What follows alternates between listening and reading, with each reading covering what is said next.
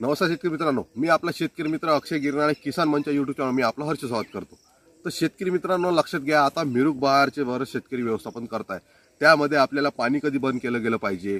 बरेच वेळेस काय होत आहे की अवकाळी पाणी पडत आहे, त्यामुळे आपल्या झाडाचा ताण तुटत आहे, तो ताण पुन्हा झाडाने घेतला पाहिजे। यासाठी आपण काय नियोजन किंवा काय फवारणी घेतली पाहिजे, सोबत आपण एखादं कोणतं खत वापरलं पाहिजे, याची संपूर्ण माहिती या व्हिडिओच्या माध्यमातून मी तुम्हाला सांगणार आहे शेतकरी मित्रांनो।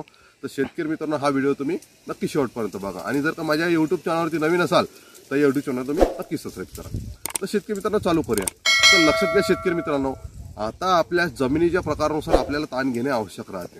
तर आपण पहिले ताणाचं जाणून घेऊया। ताण देणे म्हणजे काय, आपण झाडाला चिम देतो, तर जशी आपली जमीन आहे त्याप्रमाणे आपल्याला पाणी बंद करावं लागते।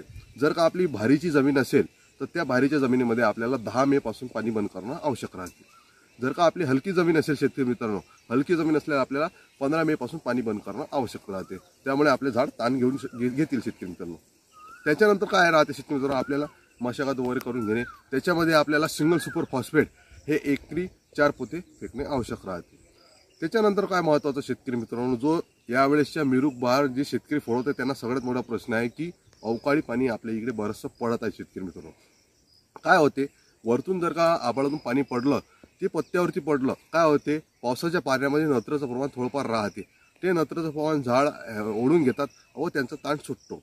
ताण सुटतो त्यामुळे आपल्याला मिरुक बहार फुटायला आपल्याला त्रास होतो।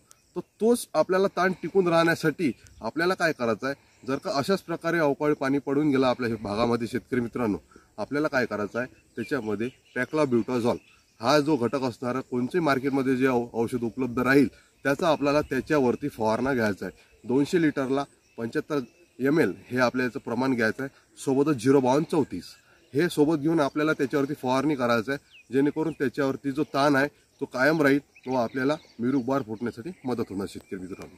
तर शेतकरी मित्रांनो, जर का अशाच प्रकारे जर का आपल्याला मिरुक बहारचं आणखी माहिती पाहिजे असेल तर तुम्ही आपल्या या यूट्यूब चॅनल नक्की सबस्क्राईब करा, आणि जर का माझा व्हिडिओ आवडला असेल तर आपल्या शेतकऱ्यांपर्यंत पोहोचवा। धन्यवाद।